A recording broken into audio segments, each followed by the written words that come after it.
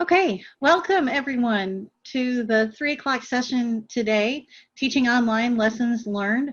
We have Dr. Ann Batenburg here as our presenter. She is the Clinical Associate Professor of Gifted Education in the Teaching and Learning Department of the Simmons School of Education. And Ann has been teaching online and teaching about gifted education online for years now, and we're thrilled that she's here. I want you to know that we are recording this session so that it can be played back for participants who could not make it today. If you have a question that you'd like to ask, there is a button at the bottom of your control panel that says Q&A. Go ahead and hit that button and type your question in. And we have a spot towards the end of the session for questions and answers. So please feel free to type that question in at any time you like. And with that, Ann can take it away. All right. Hi, everybody. Thank you for coming. I really hope you had a good experience teaching online this spring, even if it was thrust upon you. I've been teaching online for many years now and have taken several classes in how to teach online. So I hope what I provide for you today is worthwhile. I would, before I say anything, highly recommend that QM training that is available. The initial course on how to teach online. It was worth it. I picked up a couple of new tips. So it's every time I learn about this, I always learn something new. So these are my lessons learned. Big picture lessons. First of all, successful online learners are different. Teaching online is way more time consuming, especially upfront, than teaching face-to-face. I'll talk about good design and how it can help you. Communication is everything, which I'm sure is a lesson everybody learned. And I want you to quit comparing online learning with face-to-face learning. There's also this box link. I think I shared it with Jennifer. I can't pop it in the chat right now, so hopefully Jennifer can pop it in the chat, and it should be in the big box folder. So first of all, successful online learners are different. Not everybody is suited for online learning. And I want you to not take it personally, especially what happened this spring. All of our students chose to be here on campus for face-to-face learning. They didn't choose online. So if it didn't go well for them or for you, I want you to not take it personally and not worry about it. You probably did the very best you could. I always have this 80% rule that it seems to me in every group I have ever been in, from my 5th grade teaching classes to my current faculty to book clubs, it doesn't matter. It's like 80 to 90% of everybody is totally on the same page, and I reach everybody, 80 to 90% of everybody as a teacher, but there's always that 10 to 20% that just keep you honest and humble. So if you had a few more than the 10 to 20% that weren't working for you this semester, it's because they didn't choose it. What I can do in the future is I can prepare the heck out of my online environment to help them be successful, but I'm still going to expect some not to adapt well because younger undergrad students, as opposed to graduate students, as well as people who just don't choose to learn online, aren't going to adapt as well. One big takeaway from the spring for me is undergrads need way more accountability than the grad students do. I'm used to teaching asynchronously to grad students, and they just pretty much run with it, and I don't have to worry about them. Here are some characteristics of successful online learners. They're independent, they're goal-oriented, they're proficient readers and communicators, they're tech-savvy, and the last two I think are really most important for our undergrads, the resiliency and the self-advocacy. Do your students persevere through tech failures, late replies, delayed feedback?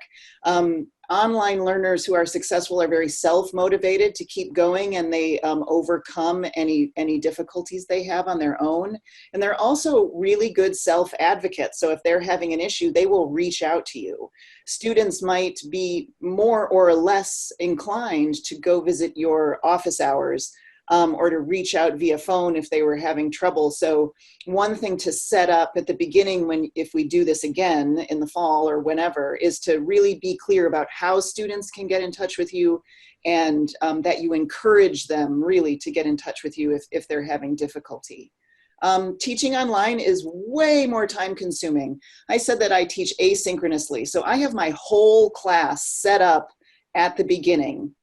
And when we transferred from Blackboard to Canvas, putting one of my existing courses, it was already there in Blackboard, took me 50 hours to get everything transferred and looking how I wanted, all the assignments in, all the explanations in all of the different places, rewriting my syllabus.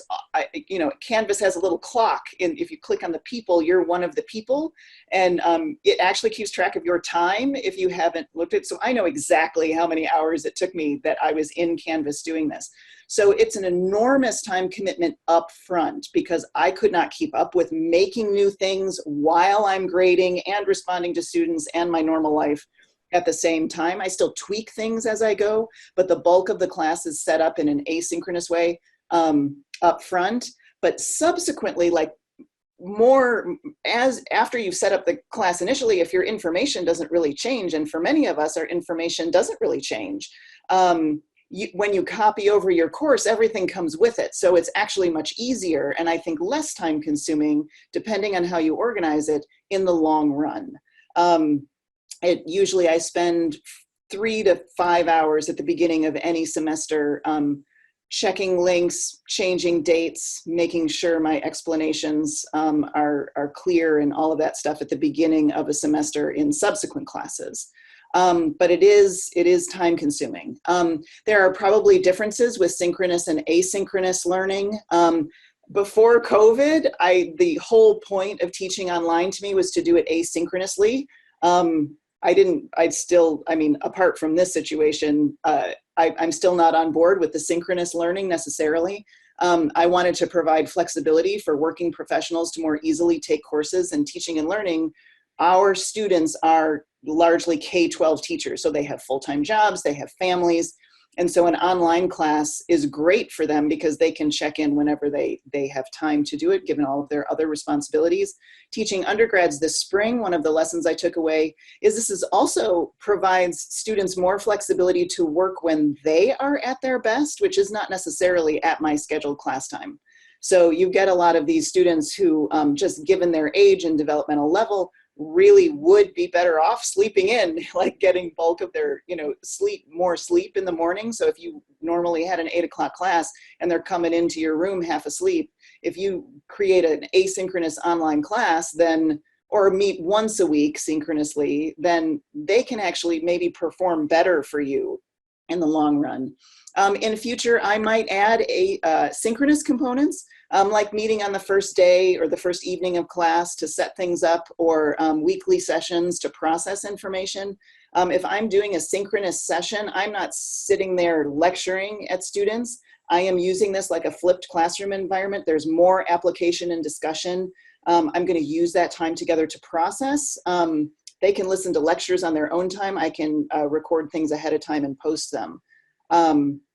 The third lesson is good design really helps. Good design actually helps students proceed through the course. It guides them. Students should be able to find things very easily. It should be predictable, clear. I want a clean, pretty screen. I probably spend way too much time focusing on how good it looks, but it helps students know what the expectations are. One really important point is to have a very clear starting point, and I'm going to show you some examples at the end here. But having some kind of a symbol or a chart helps. You don't want people to have to navigate before they have to navigate. So you want the starting point crystal clear, where they should start. And that first module is all about orienting students, not just to the goals of your course, but to your design and to online learning in general.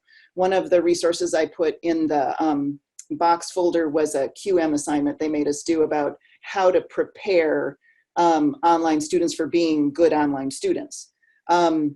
There is kind of 2 ways to go about modules or not modules. I am not a fan of modules. I don't like things hidden. I want to see everything at the same time. As a student in online classes that I've taken, I absolutely hate it when a teacher puts brakes on me that I have to go through certain things in order to get to a place. I want to make choices about when I start. So I choose just a web page rather than modules. But modules are for when you want to control the story that you're telling. If you want people to go through a specific order, if your content requires sort of prerequisite learning on the way to a big lesson, then modules is what you should do. Teachers have much more control in modules over what students have access to. And so if that's what you would like, then go modules. A web page just shows everything at once and puts the student more in control. They can see everything, make choices about where to begin and how to progress through the content. I can imply an order as a teacher, but not impose one.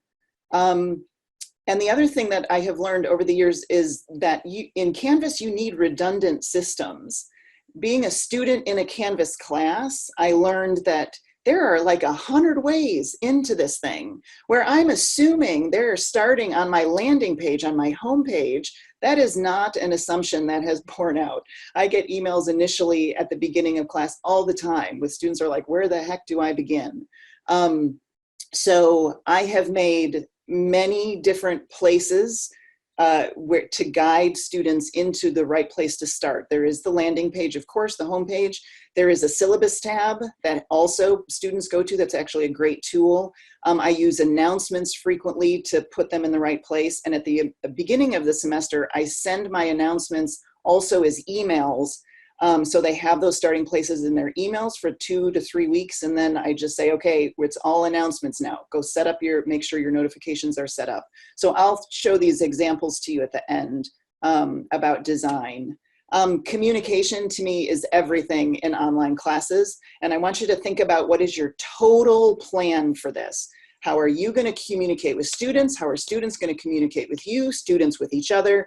Are you going to use feedback, announcements, videos? Are you going to have office hours or not? I am not a huge fan of office hours because office hours are for my convenience and my schedule, not for students' convenience. And online office hours seem really, really stupid to me. So I set parameters for how students can get in touch with me in the online environment. And I make really good use of the do not disturb function on my phone. Office hours are really something I want you to think about and maybe vary the times during the week because you never know when your students are going to be available. How are you going to introduce yourself?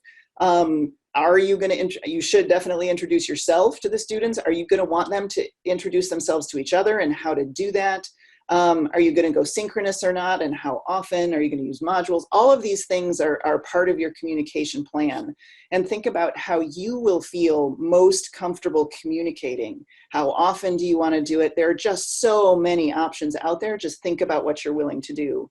What I do in a typical week is I send, there are all kinds of introductory things at the beginning of the semester. There are many emails leading up to when class starts.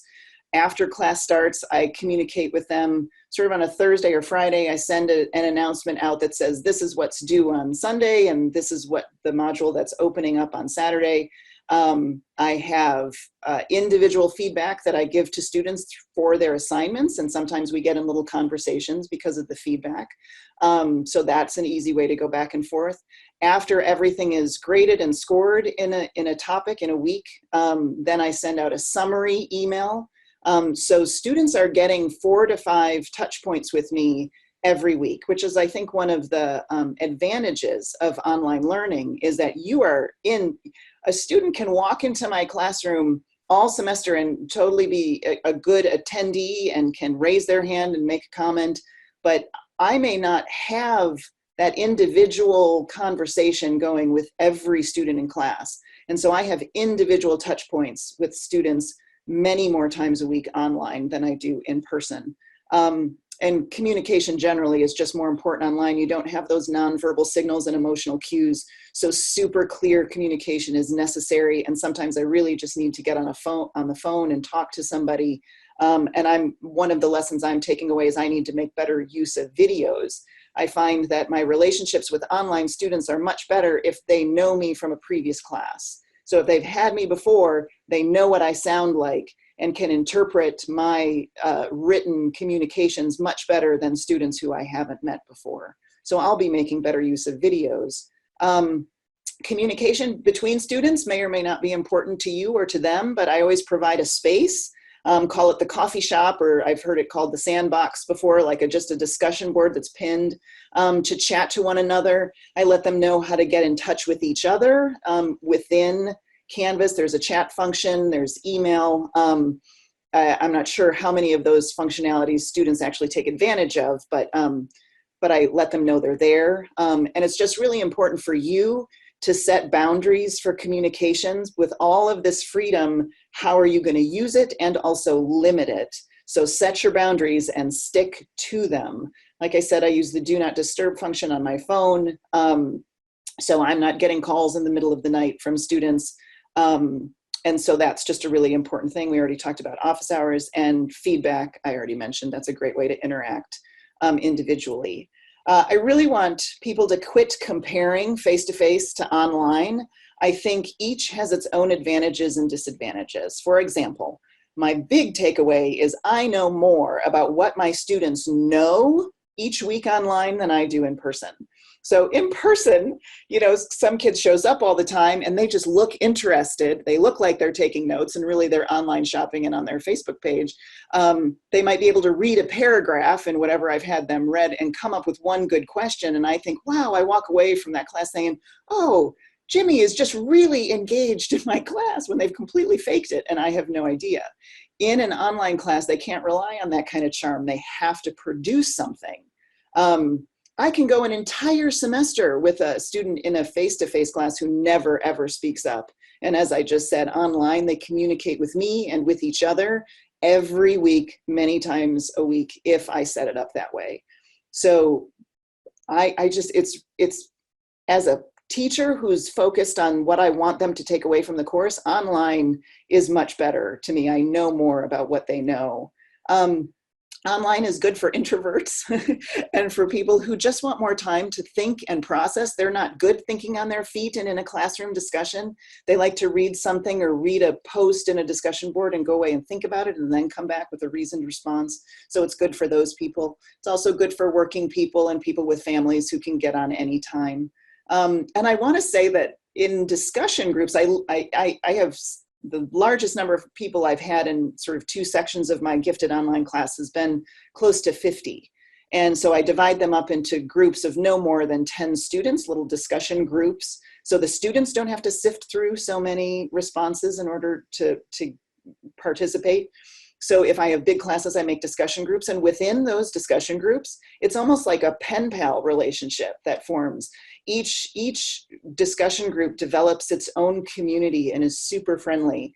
Also in the feedback, I compliment people on their interactions in the discussion boards. If they're polite, if they're respectful, if they're substantive, I actually give feedback related to their comments. So I think that provides also, whatever you reinforce increases. For me, anything I can do in person in a classroom, I can do online. For most of us, I think this is true at the university level. However, there are some areas that have obvious limitations. Any hands-on work, any labs suffer from comparison, any arts or dance or anything like that. Engineering, if you're in the solar car challenge, you can't build a solar car online together. You have to be there manipulating stuff in person. So those things are not great. But anything for me that I do, I can do it online. I just have to think a bit creatively about some stuff. Online is just different. I want you to assess it for its own self, its strengths and its weaknesses. And right now, I'm worried that our assessment of online learning might be suffering due to just the connection with all the stress we've been under, both because of this disease and because of what we've had to do so quickly with so little training. So give it some time to reconsider. My hope is that after we've had a chance to think about it, we take sort of the best bits of both worlds to improve instruction, that flipped or hybrid classes actually become the norm. I have started using in my face-to-face classes online quizzes and discussion boards more often, and I will in future use videos to help support students who are struggling. They can re-listen to videos many times in order to understand stuff, and that can be very helpful. So let me show you a couple of the classes that I have done. One, I'm going to show you, this is my basic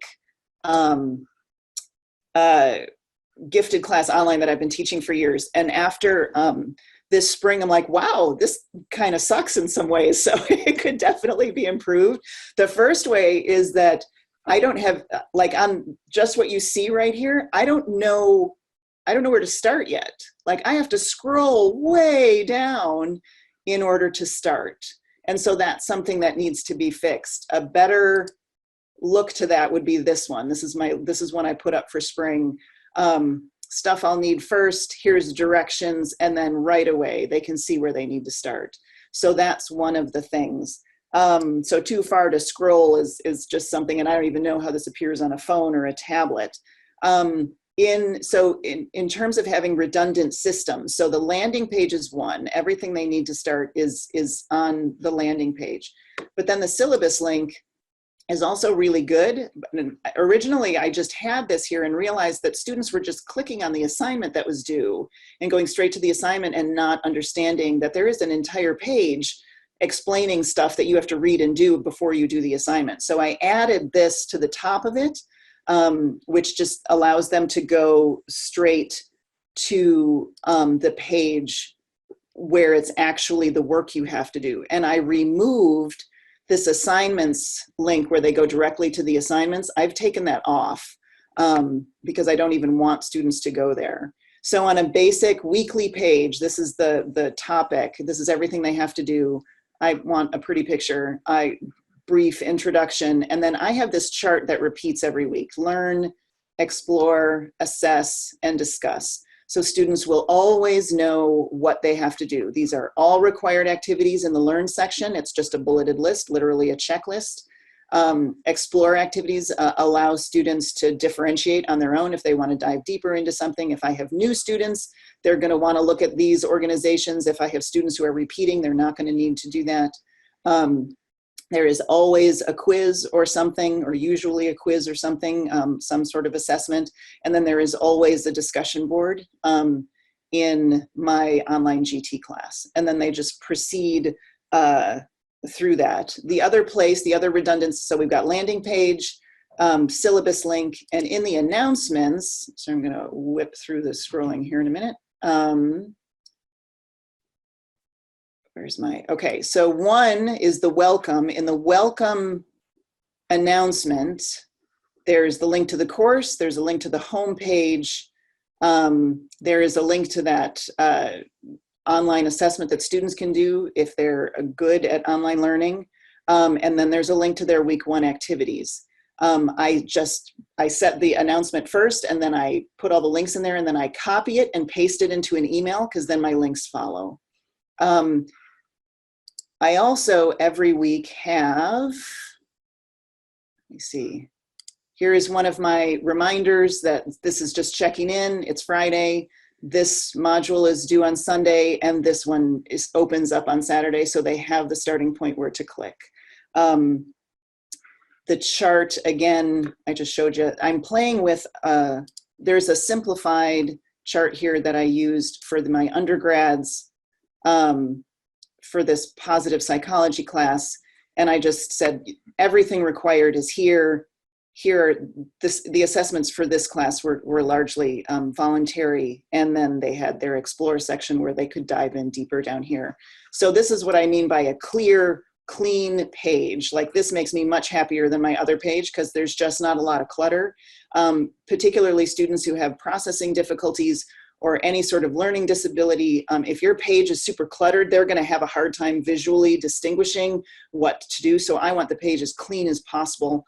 And I am playing, this is what I'm playing with for late summer or fall, is color, adding color as a prompt.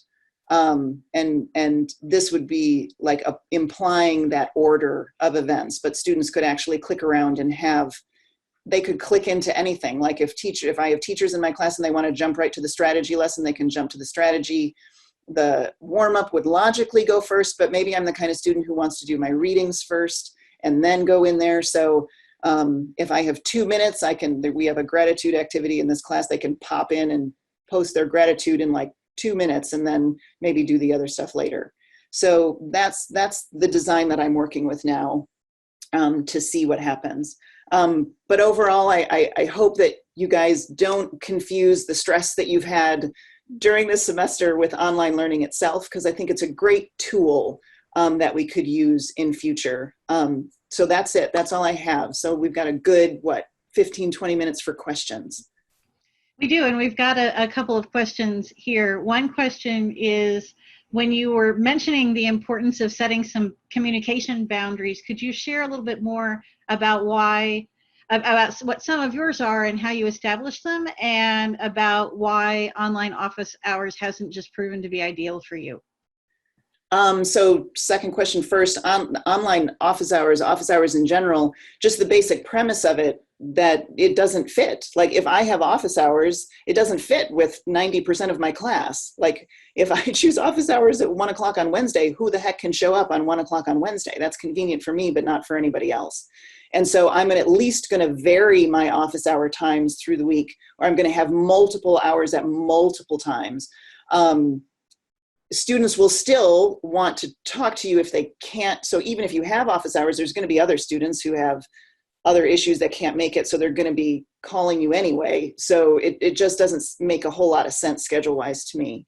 I set up my boundaries are, I tell students, you have in your syllabus where you say office hours in your syllabus. So I actually have language in my syllabus that says, I don't have office hours. This is how it works. I am available to you by phone, by Skype or FaceTime. You can always email me between the hours of, I will answer my phone. Here's my cell phone number between 10 a.m. and 10 p.m. If you text me, make sure you put your name in it, because I don't keep student phone numbers in my phone. And I am happy to respond to you between 10 a.m. and 10 p.m. Give me a call. That's how I set my boundaries. And then my do not disturb is sent on my phone to, like, I don't get rando calls after 10 o'clock at night. You, in an iPhone anyway, you can set people who you want to hear from on your favorites list, and then they can still get through. So that's how I work it. Great. Our next question is about gauging time. How do you gauge how much time it takes for asynchronous activities? Because one person's worried about ensuring that they have the appropriate number of contact hours. Yeah, that's something that I struggle with. An issue in K-12 education is like number of minutes of homework per grade level. And I've always thought that was absolutely ridiculous, because what I can finish in 10 minutes, somebody else is going to finish in 2 minutes, and somebody else is going to take 3 hours. So there is no good formula. I think the way I think this through is, I think, what could I accomplish in a 3-hour class? If these people were coming to me on one of my Monday night classes, what would I be able to get through? And that's my in class. That's what I put up online as activities or things for them to do. And then, we have the rule that there's per credit hour each week, there should be 2 to 3 hours of like preparation time for every credit hour each week. And so I think all of your readings, everything you need to do to prepare to do that activity or to come to class is extra. And so honestly, it's a crapshoot. It's honestly a crapshoot. Like most of the classes that I'm teaching online, I have taught in person. But the way even if I haven't, the way I think it through is, how would I plan this for an in-person class? And then I transfer that to online. We do have someone who teaches a 1-week class that is a non-credit under the continuing ed forum here. And so actually the students are high school students. And what kind of things have you found in working with the K-12 teachers about how high school students are doing in online learning? How are they doing in things like Canvas? Would they be able to, are they up to some of the same kind of tasks that we've found our students are up to in remote learning? Yeah, I find the younger the student, the more tech savvy they are. So if there's something you want to do for your college level class, you can assume that the high schoolers can do it too. I don't know if there are certain, there's a lot of stories on the news about the digital divide, but I don't think if people are signing up for your class, they're going to have the tools available. but recognize that if you're offering an online class to high school students, there are going to be some students who won't be able to participate because they either don't have internet at home, they don't have the laptops or whatever they need due to considerations of poverty. So that's the only consideration I would say. Most students, the younger they are, the more second nature this is, the whole digital natives thing. So yeah, anything if you're like at all close to my age or, yeah, kids are way better at this than we are. So I wouldn't worry about that at all. We have one person who said, it seems to me that online hybrid classes are enhanced versions of a syllabus, really, with all of the readings, the video, the assignments, the papers, the exams. Is that kind of how you look at it as well when you structure it? I think of myself as a curator. That for my in-person classes, I think we rely a lot on our personalities to get points across. And online, I think of myself like I assume museum curators think of themselves, that this information can speak for itself if you structure it in a certain way. On top of that, our communication, the videos, your individual interactions, the feedback you give, the summaries, the lectures you deliver online are part of that curation. But yeah, in a way it is. I think of it more like a lesson plan rather than a syllabus, but maybe college professors think of their syllabi like lesson plans. This is my lesson plan. It's been made obvious to you. Do you have any tips for recording your lectures? Do you think about time? Do you add quizzes? What kind of things do you do to keep them engaging? Yeah, so this would be one of my big takeaways from the spring, and Panopto is piece o' cake to use. Like, I have about 6 seconds worth of patience to learn any new tool at this point in my life. So I jumped right in on Panopto and used that. And the funny thing is because you get data in Panopto, you realize how many people are not listening to you, right? So I had a couple of videos that I started doing as just sort of, I've graded all of your assignments and here are all the comments everybody makes. I'm going to send you a summary of what we've done. And here are the major points after the fact of what happened. And nobody watched. So I need to put in, for undergrads anyway, I would need to put in some sort of quiz or some sort of assignment tied to watching that video to make sure everybody watches it. And B, I need to keep them shorter. I think my longest video was like a TED Talk, 20 minutes. And yeah, nobody made it. So the people who did watch, you also have data for how long that they've watched. And nobody made it the full time. So I also just anecdotally like walk my dogs on the quad every day and bumped into a guy from AT&T and we were chatting and he said all of our trainings, all the training that AT&T does are 8 minutes or less. And when I started doing this, it was like 5 minutes or less. So if you can chunk, instead of putting a whole lecture up, if you can sort of chunk it into smaller, more bite-sized bits of no longer than 8 minutes, I think that would be a good thing. And I, in future, will definitely tie an assignment or a quiz or something to what happens in that video, just to make sure everybody goes in.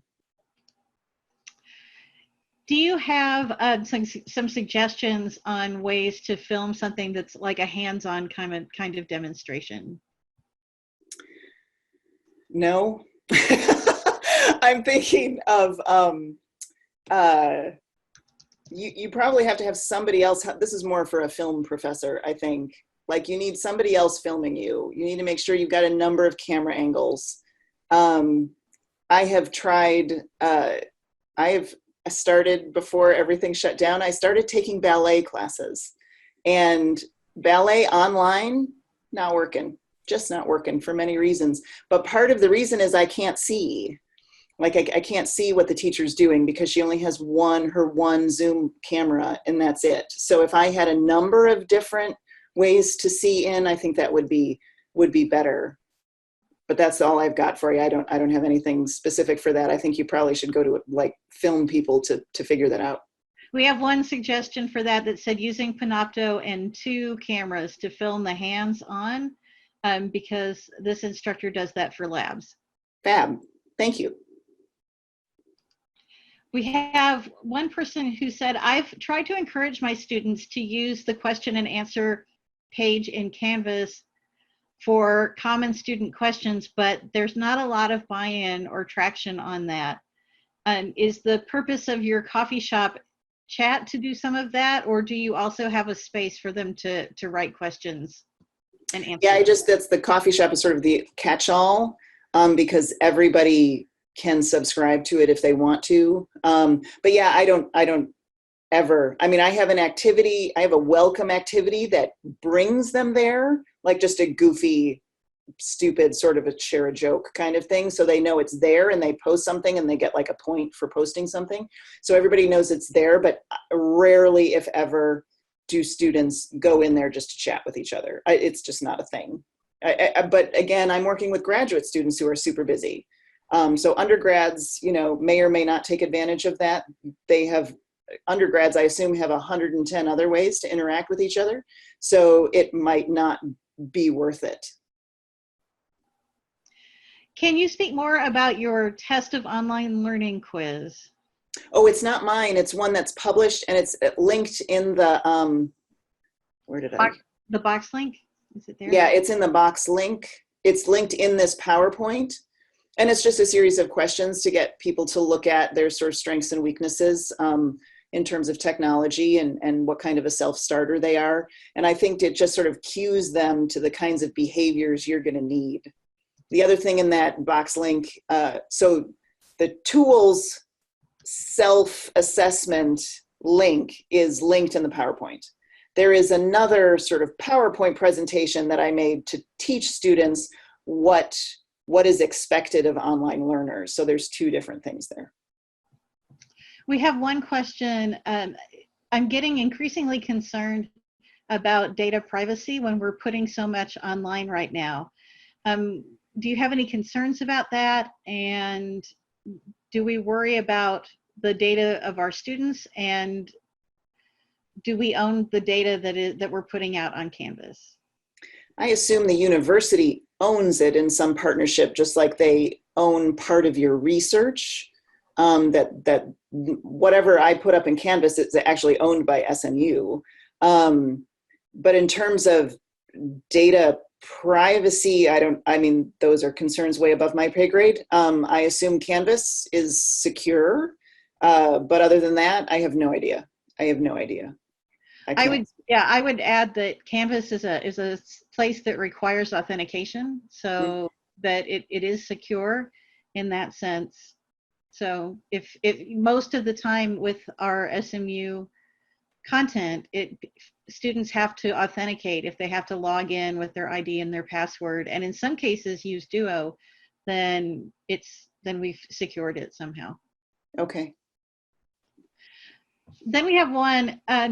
What would be a good way to set things up in Canvas to allow students to share something they've created and receive feedback? Oh,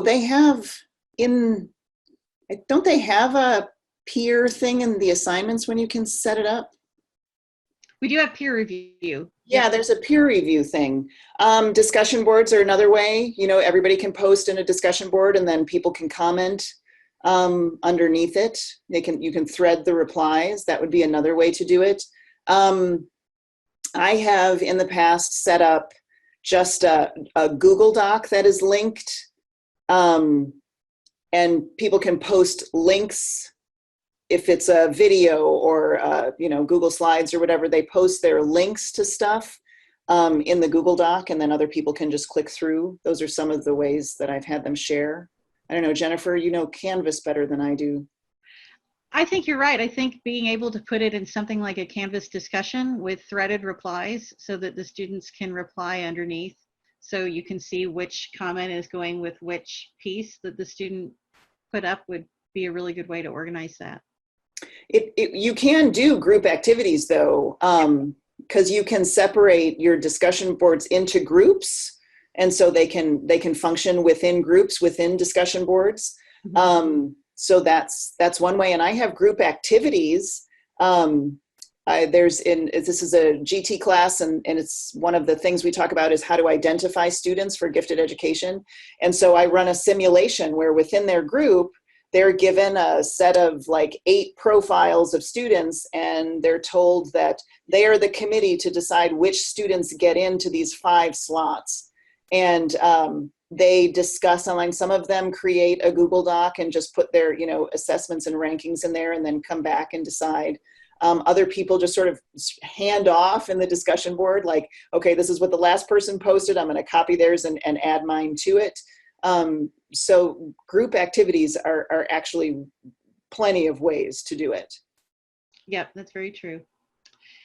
How do you handle lectures with politically sensitive information in a time when this kind of data could be collected by organizations? Yeah, I don't worry about that at all. I am super proud and happy about my political positions and what I say.